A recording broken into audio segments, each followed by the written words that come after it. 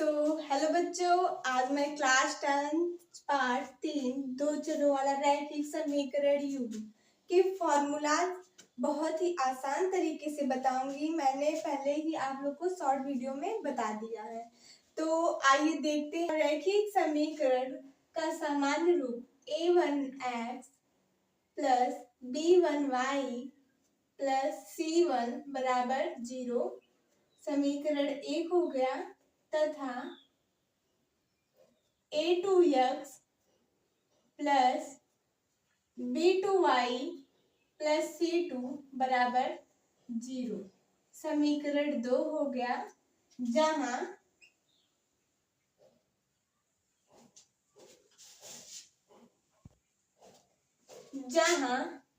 x तथा y बराबर चर और a1 a2 कामा तथा b1 a1 मतलब कि a1 a2 और b1 कामा b2 बराबर गुणांक और c1 कामा c2 बराबर स्थिर राशियां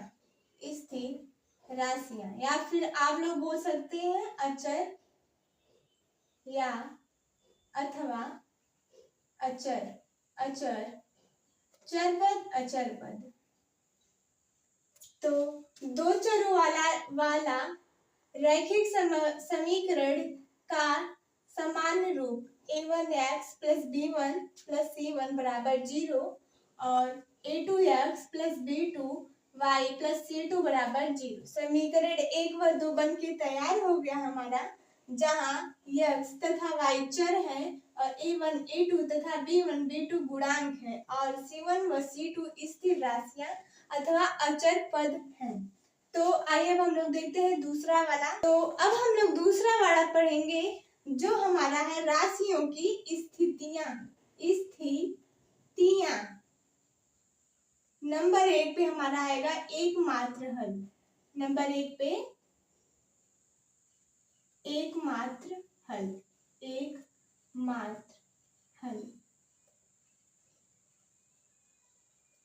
एकमात्र हल में है हमारा a1 बटा a2 is equal to not b1 बटा b2। इसको हम लोग बोलेंगे रेखाएं एक बिंदु पर काटती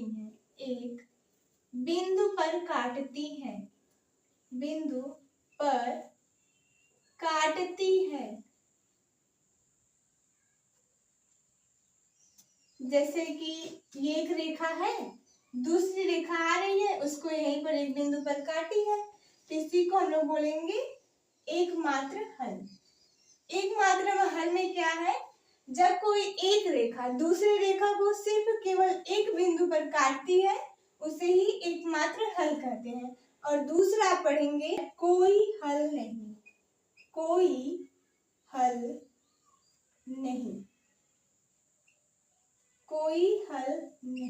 नो रिएक्शन। ओके, तो a1 बटा a2 बराबर b1 बटा b2 is equal to not c1 बटा c2। इसको हम लोग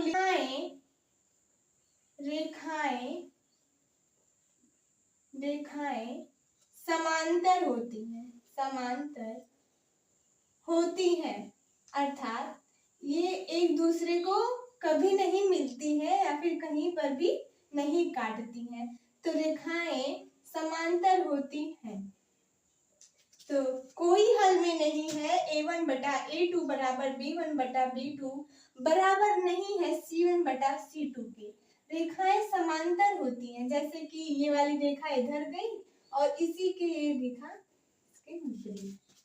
कभी दूरी हर जगह समान है, यहाँ पर देख सकते हैं, तो ये कभी भी एक दूसरे को नहीं काटेंगी।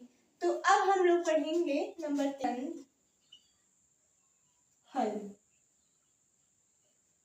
अनंत हल में क्या है कि a1 बटा बटा A2 बराबर B1 बटा B2 बराबर C1 बटा C2।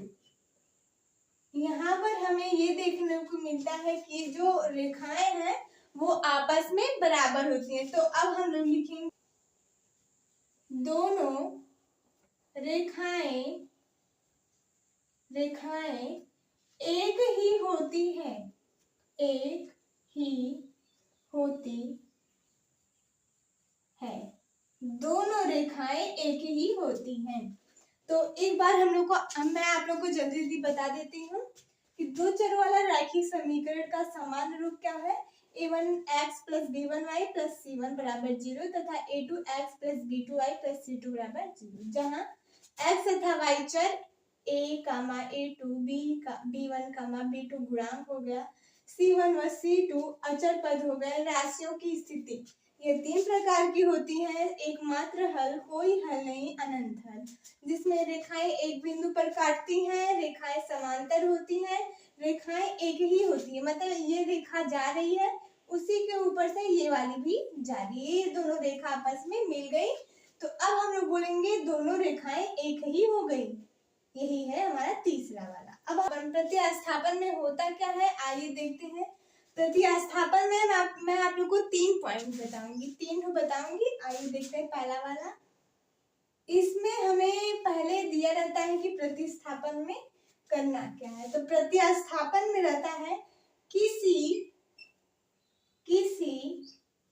एक समीकरण से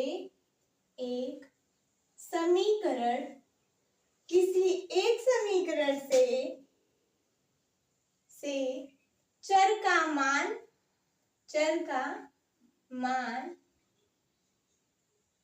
x या y का मान, चर माने x, निकालो। नंबर 1 पॉइंट हमारा ये हो गया, किसी एक चर से किसी एक समीकरण से चर का मान निकालो। तो दूसरा वाला हमारा क्या होगा, उसे दूसरे समीकरण में रख दो। दूसरे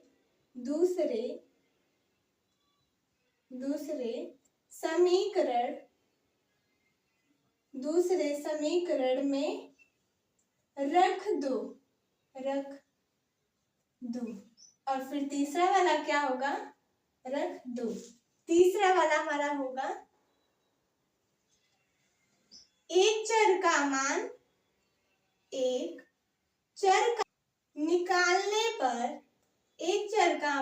मिलने पर दूसरा निकाले या निकालो। देखो प्रतिस्थापन में होता क्या है कि किसी एक समीकरण से चर का मान निकालो, उसे दूसरे समीकरण में रख दो, एक चर का मान मिलने पर दूसरा निकालो, मतलब दूसरा मान निकालो। जैसे मैं आप लोग को ऐसे ही बताती हूँ, 2x प्लस 3y बराबर 6, और ये हमारा समीकरण 1। समीकरण 2 से 3x प्लस 2y बराबर हमारा 1 करते हैं। ठीक, अब यहाँ से हम चर का मान y का निकालेंगे, तो 6 माइनस 2x बटा के 3 हो जाएगा, और ये जो y का मान है आगे जाके समीकरण 2 में रख देंगे, तो 3x प्लस 2 गुणे 6 माइनस 2x अपान 3 बराबर 1। कटेंगे नहीं, कटेगा तो 3x, ये गुणा कर देते हैं तो हमारा 9x प्लस यहाँ पर 12 माइनस 4x बटा के 3, पक्षांतर कर देंगे बराबर में 3, माइनस प्लस 5x प्लस 12 बराबर 3, करेंगे पक्षांतर, x बराबर घटाएंगे 7 बचेगा, 12 में से 9 बचेगा, 9 बटा के 5, और ये जो मान निकला है ये ले जाके फिर समीकरण 2 में या फिर 1 में रख देंगे, तो हमारा ये y का मान आ जाएगा। विलोपन विधि कर सकते हैं या फिर विलोपन मैं सीधे लिखती हूँ, और मैं अब इसमें भी 3 बात बताऊंगी। क्या 3 बात बताऊंगी। दोनों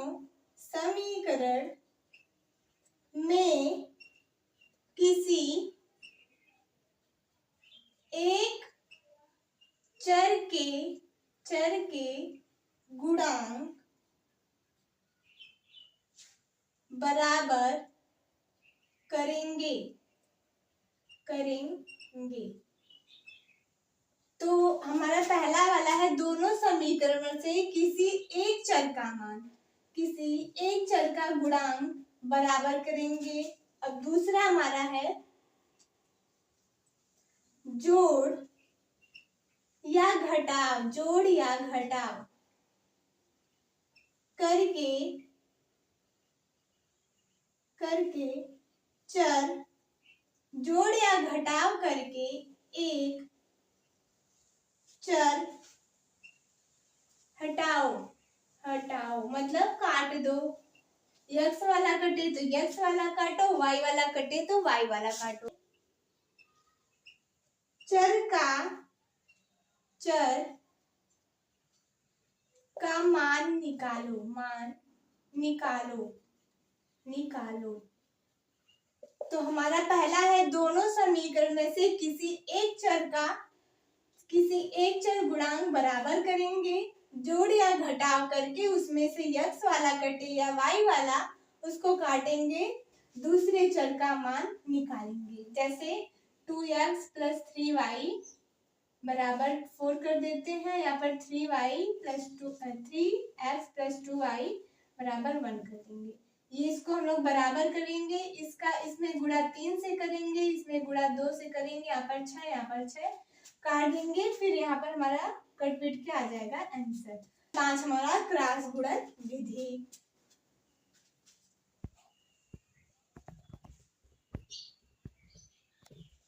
तो क्रॉस गुणन विधि में क्या है, a1x + b1y + c1 बराबर 0 तथा a2x + b2y + c2 बराबर 0।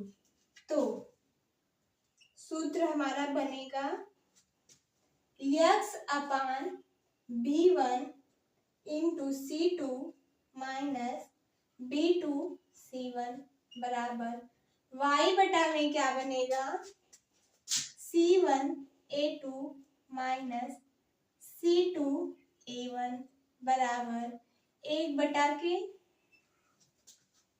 a1 b2 - a2 b1। तो ये हमारा फॉर्मूला हो जाएगा। क्रॉस गुणन विधि में क्या है कि यदि a1x1 + b1y + c1 बराबर 0 तथा a2x + b2y + c2 बराबर 0, तो x/b1 × c2 - b2 - c1 y बराबर, मतलब ये लोग आपस में बराबर रहेंगे। तो ये हमारा सूत्र मिल गया। हम लोग छठवां पढ़ेंगे ग्राफीय विधि। इसमें मैं 2 पॉइंट बताऊंगी, फिर साइड में आप लोग को चित्र बता दूंगी। नंबर फर्स्ट है कि दोनों रेखाओं का ग्राफ खींचते हैं,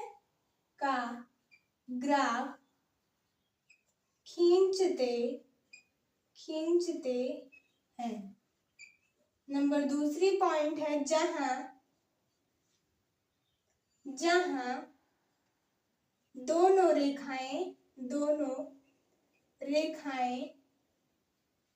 एक दूसरे को काटती हैं, जहां दोनों रेखाएं मिलती हैं या एक दूसरे को काटती हैं, वही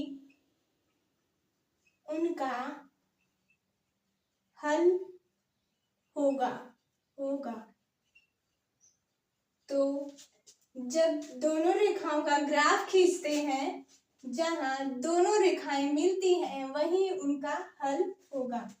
तो पहले हम लोग ग्राफ खींचेंगे, x अक्ष और y अक्ष, x डैश, y डैश हो गया हमारा। तो मान लीजिए जैसे ये मूल बिंदु O है, तो यहाँ से कोई रेखा जा रही है, फिर इसको हम लोग L2 L1 ले लेते हैं या फिर L2। तो फिर जब x और y के बीच में कोई रेखा खींचते हैं, तो ये हमको काटा, तो ये हमारा L2 हो गया और ये हमारा x, y। तो कहाँ काटा? यह महत्वपूर्ण बातें या फिर महत्वपूर्ण बातें शब्द। तो मैं पहला वाला बताऊंगी कि दो चरों वाले रैखिक समीकरण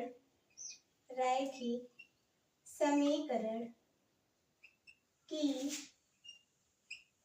घात हमेशा 1 होती है। तो दो चरों वाले रैखिक समीकरण की घात हमेशा 1 होती है। नंबर दूसरी पॉइंट कि हल एक युग्म x, y के रूप में मिलता है। हल एक युग्म x, y के रूप में मिलता है। नंबर तीसरी पॉइंट हो गई हमारी, ग्राफ हमेशा सीधी रेखा देता है। सीधी रेखा देता है। तो महत्वपूर्ण बातें में दो चरों वाला रैखिक समीकरण की घात हमेशा 1 होती है। हल एक युग्म x, y के रूप में मिलता है। ग्राफ हमेशा सीधी रेखा देता है। तो मैंने ग्राफी विधि से भी आप लोग को बता दिया। मैंने आप लोग को बहुत ही अच्छी तरीके से बताया है। मैंने आप लोग को नोट्स पहले दे दिया है। आप लोग फेयर बनाते रहिएगा। अब इसी